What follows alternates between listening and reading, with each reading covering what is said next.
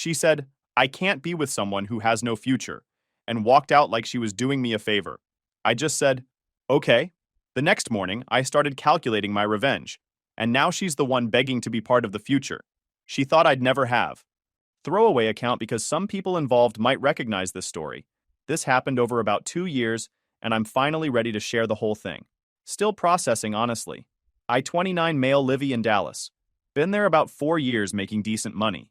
Around $68,000 annually. Not rich but comfortable, you know? I drive a 2018 Honda Accord that's paid off. Live in a nice one-bedroom apartment in a decent neighborhood. And I've been smart with money since graduating college.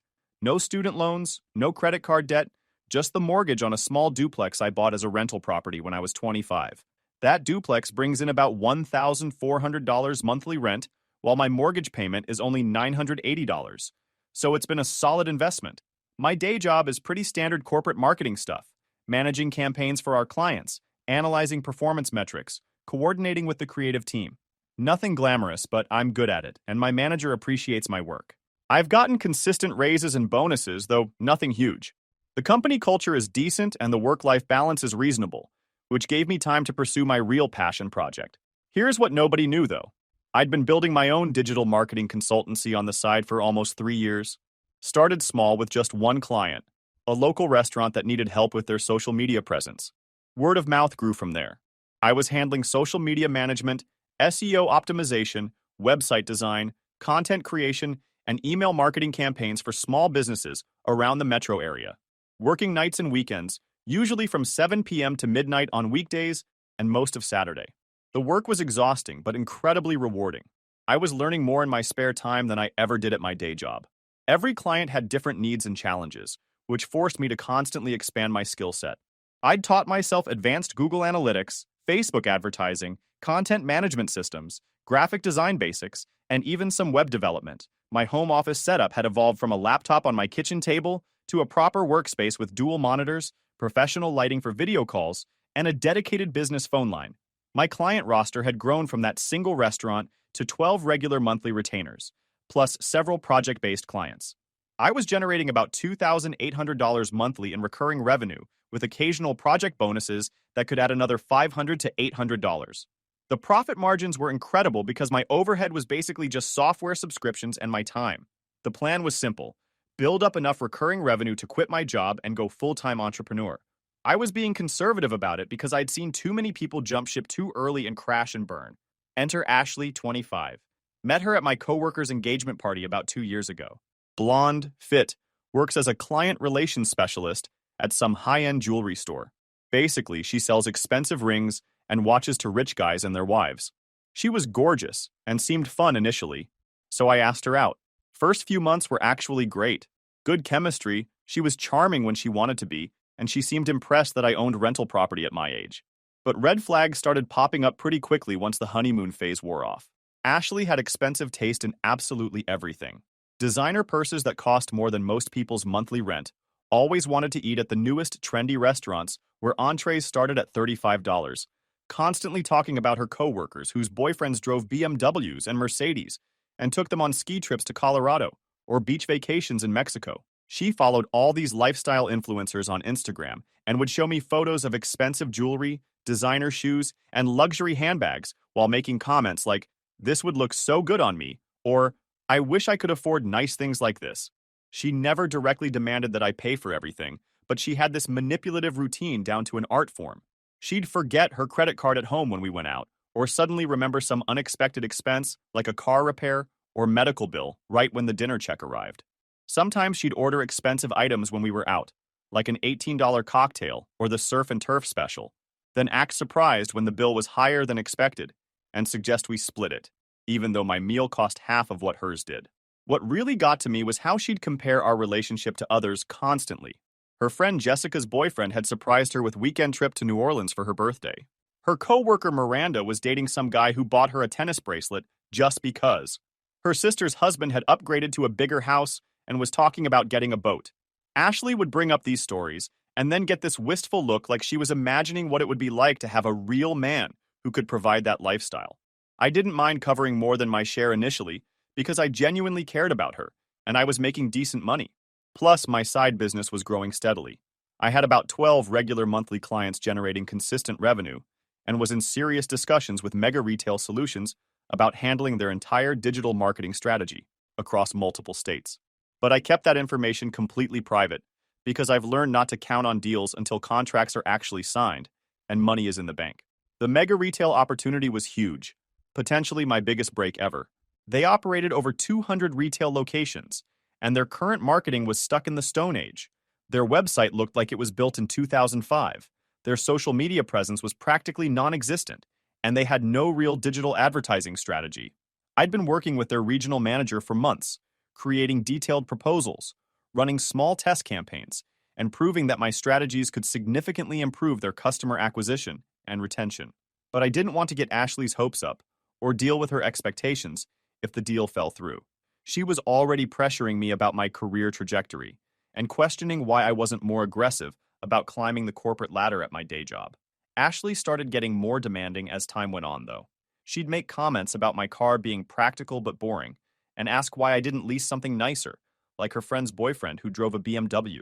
She'd suggest expensive weekend getaways and seem disappointed when I'd propose more budget-friendly alternatives. The biggest red flag was when she started asking pointed questions about my career trajectory.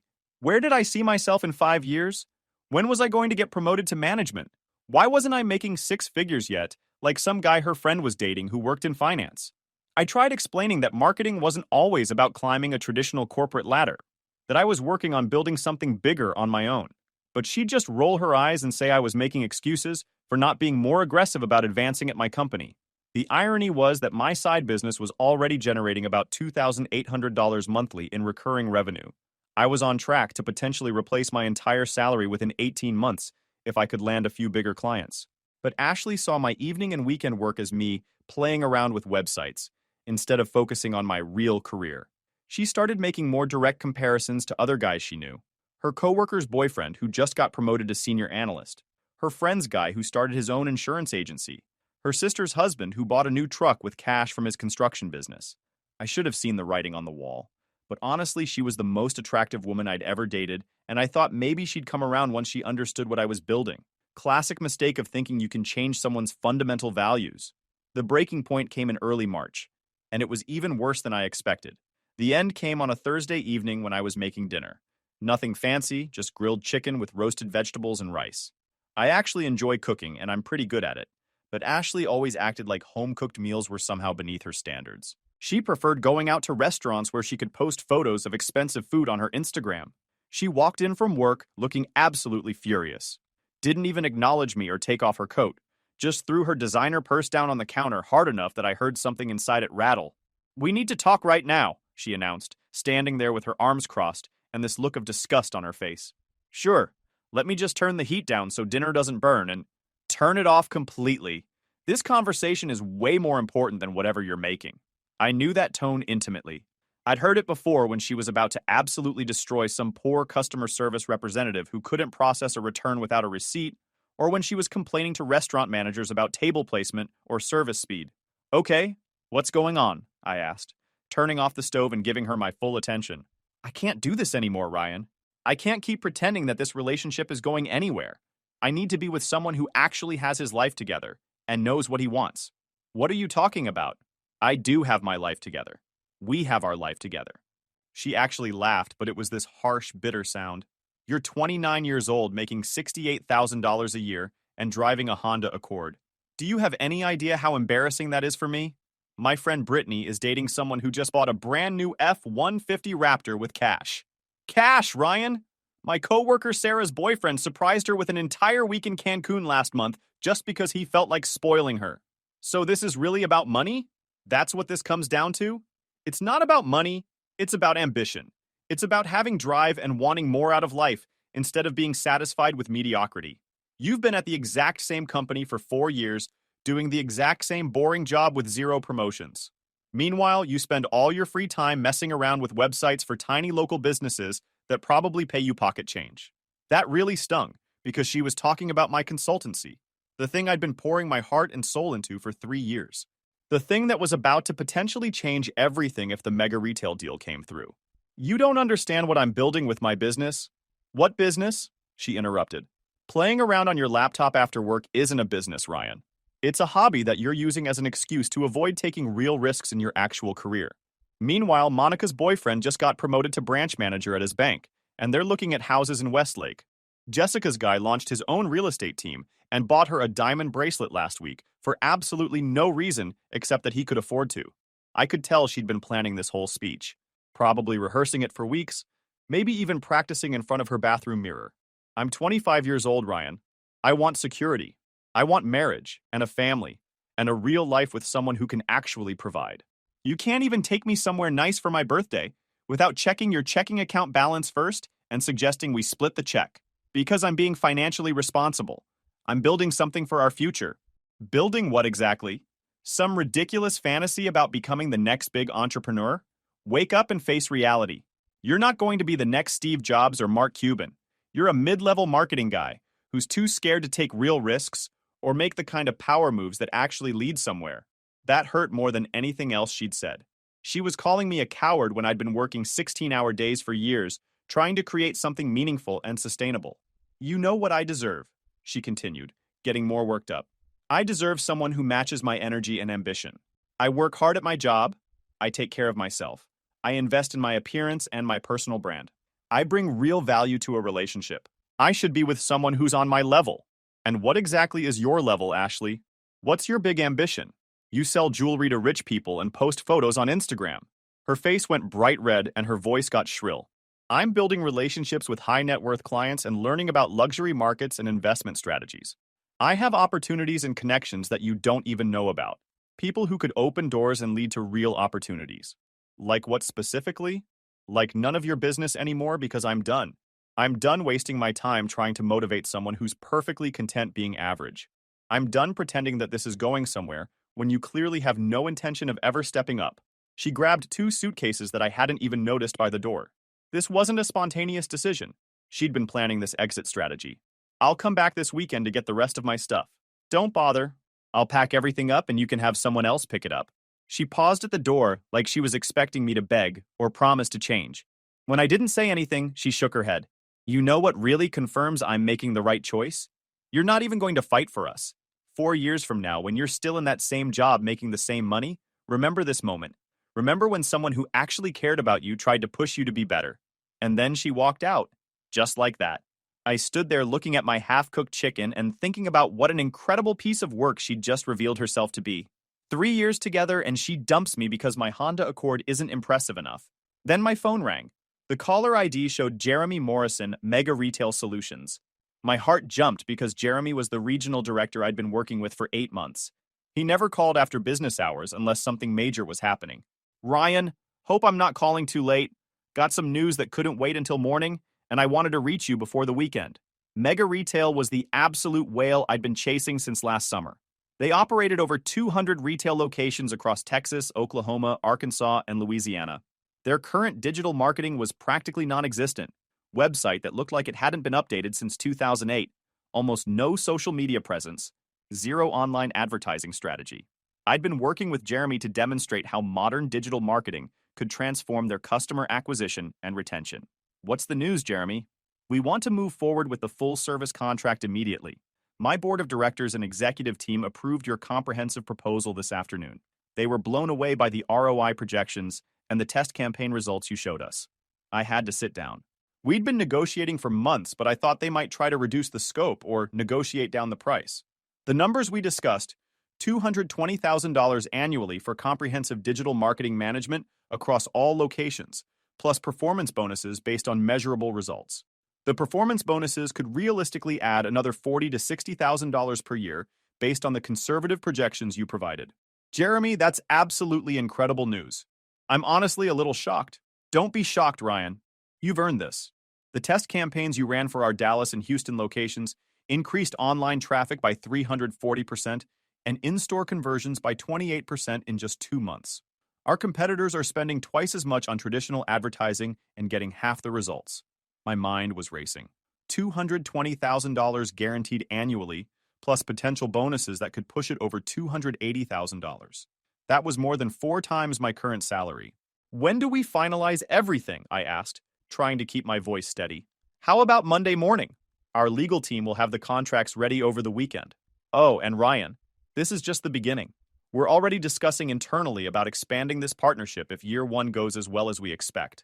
We're looking at potentially rolling this out to our entire Southeast division. That could be looking at $400,000 to $500,000 annually if the pilot program succeeds. That sounds amazing.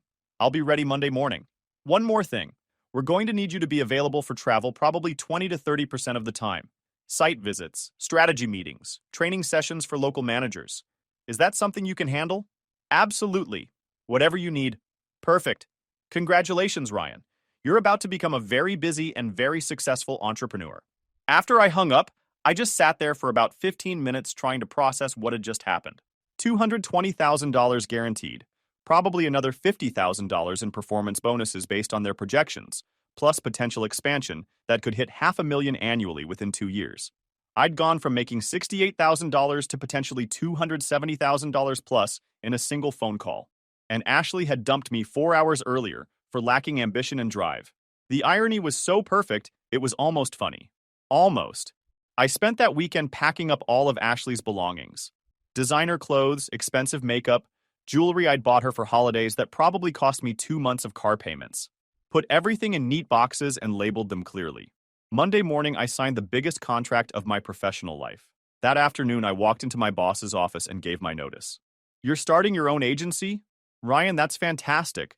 I always knew you had the entrepreneurial spirit. This is going to be huge for you. My manager was genuinely excited and offered to serve as a reference for future clients. Even said they might want to hire my agency for some projects down the road. I didn't post anything on social media about the career change. Didn't tell anyone except my parents and my best friend Kyle. I wanted to see how the situation with Ashley developed naturally without any external influence.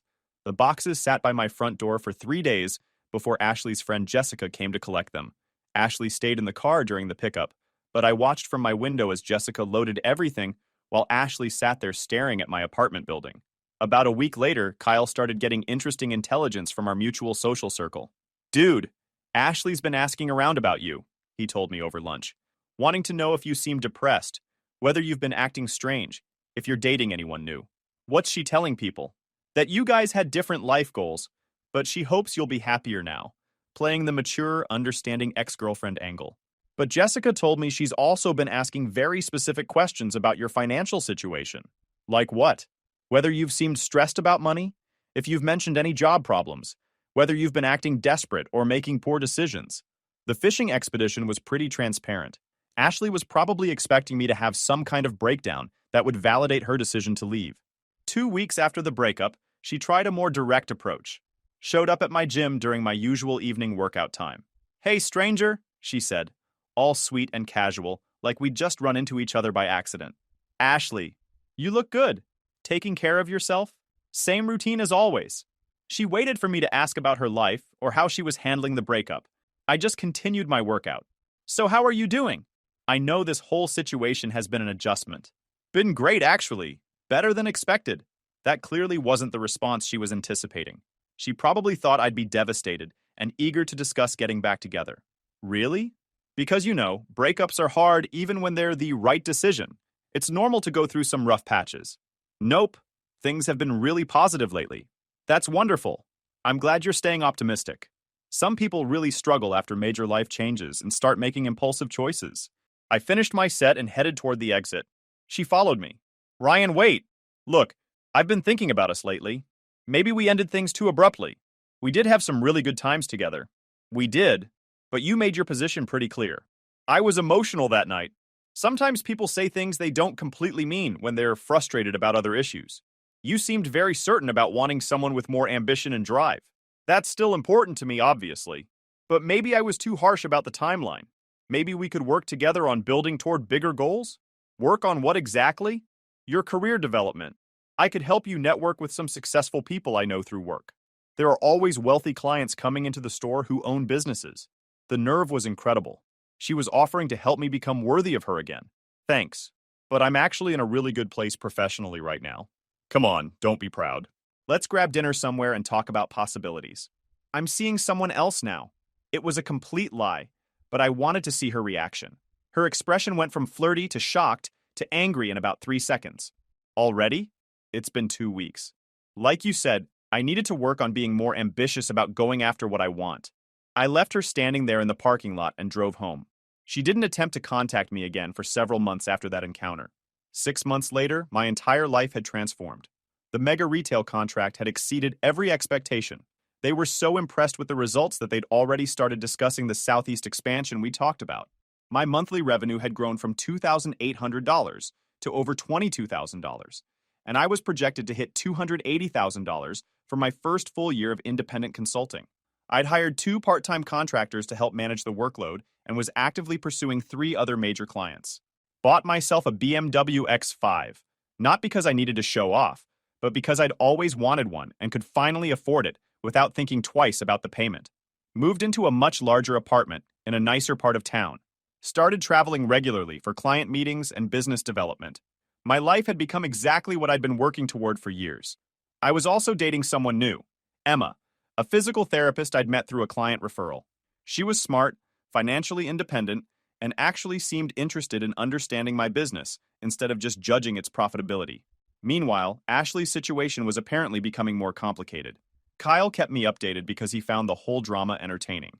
Ashley had started dating some guy named Chad, who worked in sales for a solar panel company, drove a flashy Mustang, and talked constantly about his commission potential. But according to the intelligence network, Chad was all image and no substance. The Mustang was leased with ridiculous terms. He lived with 2 roommates despite being 30 years old, and he was apparently obsessed with cryptocurrency trading and get-rich-quick schemes. Ashley's Instagram posts became less frequent and more forced-looking. The expensive restaurant photos and shopping trips gradually disappeared. Kyle heard through Jessica that Ashley had been asking for extra shifts at the jewelry store and complaining about her commissions being down. Then things took a dramatic turn. Ashley's sister called me out of nowhere in December. "Ryan, this is Lisa, Ashley's sister. I know this is strange, but I need to ask you something." "Okay, what's up? Has Ashley been in contact with you recently?" "No, not since she ambushed me at the gym months ago." "Why?" "She's been telling family members that you two have been talking regularly, that you've been trying to reconcile." I almost started laughing. "That's definitely not happening." "I figured as much. Look, I don't know if you're aware, but she's been having some serious financial problems. The guy she's dating got them both involved in some cryptocurrency investments that went very badly. Sorry to hear that, but it's really not my concern anymore. I understand completely, but she's been asking relatives for money and claiming that you've been helping her with expenses. I wanted to verify that wasn't true before confronting her about the lies." "Lisa, I haven't spoken to Ashley since she tried to corner me at the gym. If she's getting financial help from anywhere, it's definitely not from me." "That's what I suspected. Thanks for being honest with me." After Lisa hung up, I had a pretty clear picture of where this was heading. Ashley was getting desperate and running out of options. 3 weeks later, Ashley called me directly. I almost sent it to voicemail, but decided I was curious enough to answer. "Ryan? Oh my goodness, thank you for picking up. I wasn't sure you would. What do you need, Ashley?" This is really difficult for me to admit, but I'm in a terrible situation, and I didn't know who else I could trust to call. And you thought of me because you're a decent person, and because this is embarrassing to say. I heard through people that you're doing really well with your business now. Interesting. So she'd figured out that my website hobby was actually generating serious money. Who told you that? Jessica mentioned seeing your new car, and I noticed on social media that you've been traveling for work a lot. I connected the dots that your consulting thing must be going better than I realized. I'd posted exactly 4 photos in the past 6 months. One from a client meeting in Houston, one from a weekend trip to Colorado with Emma, one of my new office setup, and one from a business conference in Austin. Hardly showing off, but apparently enough for Ashley to understand she'd made a massive miscalculation. "Okay, so what's the emergency?" Chad and I got involved in some investments that turned out to be basically scams. Cryptocurrency stuff that we thought was legitimate. We lost a lot of money, and now I'm behind on rent and credit card payments. I'm actually facing eviction next month. That sounds really stressful. Ryan, I know I have absolutely no right to ask this, but would you consider helping me out financially? Just as a loan. I'll pay back every penny once I get stable again. How much are we talking about? $18,000 would cover everything. The back rent, credit card minimums, enough to get me through the next few months while I figure out a better job situation. $18,000. Less than a month's revenue for me now, but she was asking for it like I owed her something after the way she treated me. That's a significant amount of money, Ashley. I know it is. But I heard your business is doing really well now. And we did have meaningful history together. I made a terrible mistake breaking up with you. I can see that clearly now. There it was. The real angle she was working. Are you saying you want to get back together? I mean, if you're open to it, yes. I realize I was completely wrong about your potential. You were building something incredible and I was too shallow and impatient to recognize it. Maybe we could start fresh? What about Chad? Chad was a rebound. A mistake. I never really got over you, honestly. Breaking up with you was the worst decision I've ever made. The lies flowed so naturally. It was actually fascinating to witness. I need to think about this, I said. Really? Ryan, thank you so much for even considering it. I knew you still had feelings for me deep down. I didn't say yes. I said I need to think about it. Of course, absolutely. But just knowing you're willing to consider helping means everything to me. I've missed you so much. I hung up and immediately called Kyle. Please tell me you're not actually thinking about giving her money, he said. Not a chance. But I want to see exactly how desperate she gets first. I made Ashley wait exactly 2 weeks before calling her back. Let her sit with the uncertainty, while her eviction deadline got closer, and her debt collectors kept harassing her. I wanted her to really feel the pressure and desperation before I delivered the final blow. When I finally called, she answered before the first ring even finished. Ryan, oh thank goodness, I was really hoping you'd call back. I've been checking my phone constantly. Did you have a chance to think about everything we discussed? I did think about it, very carefully. Spent a lot of time considering all the factors. And, please tell me you'll help. I'm literally running out of time here. The eviction notice is final and I have less than a week.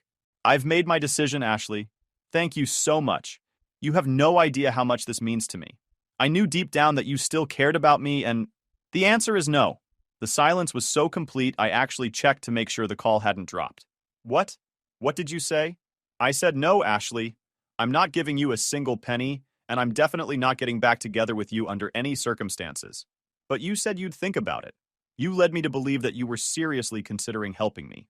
Why would you give me hope if you were just going to crush it? I did think about it seriously. I thought about how you called me mediocre and unambitious. I thought about how you said I was wasting your youth and that you deserved someone better. I thought about how you dumped me for not being able to afford expensive restaurants while I was building a business that now generates more in monthly revenue than you make in an entire year. Ryan, please just listen to me for 1 minute. I was completely wrong about everything. I admit that totally and completely. I was stupid and shallow and materialistic, and I made the biggest mistake of my entire life. But I'm about to lose my apartment and everything I have. I could end up literally homeless.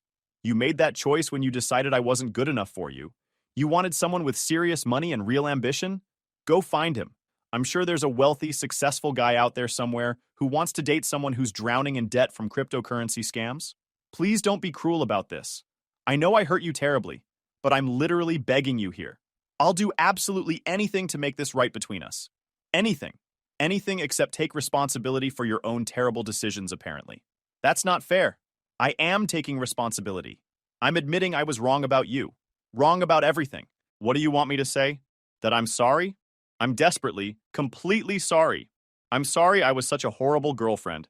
I'm sorry I didn't appreciate what we had. I'm sorry I chose superficial things over real love and partnership. Is that what you need to hear from me? I don't need to hear anything from you, Ashley. But since you're asking, here's what I want you to understand. That hobby business you mocked and dismissed, it's generating over $280,000 annually now. And that's just in year 1. The side project you said was going nowhere and would never amount to anything? I just signed a contract expansion that could hit $500,000 per year within 18 months. The ambition you claimed I didn't have? It bought me a BMW X5, a luxury apartment in the best part of town, and a lifestyle you couldn't even imagine when we were together. She was crying now. I could hear it clearly in her voice, and honestly, it felt amazing. So you're really not going to help me at all? Not even a small loan? Why would I? Let me ask you something, Ashley.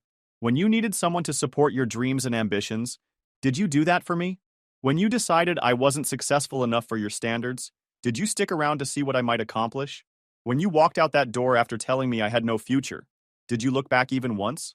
No, I didn't. Then why exactly would I look back now? Why would I help someone who abandoned me the moment they decided I wasn't profitable enough? Because I love you. I realize now that I never stopped loving you. I actually started laughing out loud.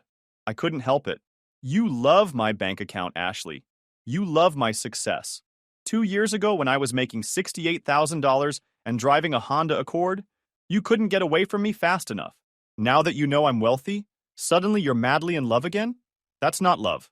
That's opportunism mixed with desperation. That's not true. I've been thinking about you constantly since we broke up. I realized I made a horrible mistake. You've been thinking about me since you found out I was successful. Big difference. Ryan, please, Chad disappeared the moment the money problem started. My family won't help me anymore because they think I'm lying about everything. I literally have nowhere else to turn. You're my last hope. You should have thought about that before you decided I wasn't worth your time. You should have considered the possibility that the guy you called unambitious might actually surprise you. So you're just going to sit there and watch me become homeless? You're going to let me lose everything? I'm not letting you do anything. You created this entire situation through your own choices and your own greed. You picked some flashy salesman with a leased Mustang over the guy who was actually building something real and sustainable. You wanted immediate gratification and surface-level success instead of patience and genuine partnership. Now you get to experience the natural consequences of those decisions. I was young and I made mistakes. Everyone makes mistakes. You weren't young, Ashley. You were selfish and materialistic. And based on this conversation, you still are. Or you'd be figuring out your own solutions instead of trying to manipulate me into fixing problems you created. I was about to hang up when she tried one final desperate manipulation tactic. What about Emma? Does she know what kind of person you really are? How cold and vindictive you can be when someone hurts you? Emma knows I'm successful because I work hard and don't waste time or energy on people who don't respect me. She also knows I'm generous and loyal with people who deserve it and who treat me well. You just don't qualify for either category anymore. You used to be a good person, Ryan. You used to be kind and caring. I'm still a good person, Ashley. I'm just not a pushover anymore. Thanks for teaching me that lesson, by the way. You really helped me understand the importance of recognizing my own worth and not accepting less than I deserve. I hung up and immediately blocked her number on everything. Phone, email, social media, everything. 3 days later, Kyle told me she'd moved back in with her parents in some tiny town about 90 miles outside Dallas. Her Instagram account went completely private, and she stopped posting entirely.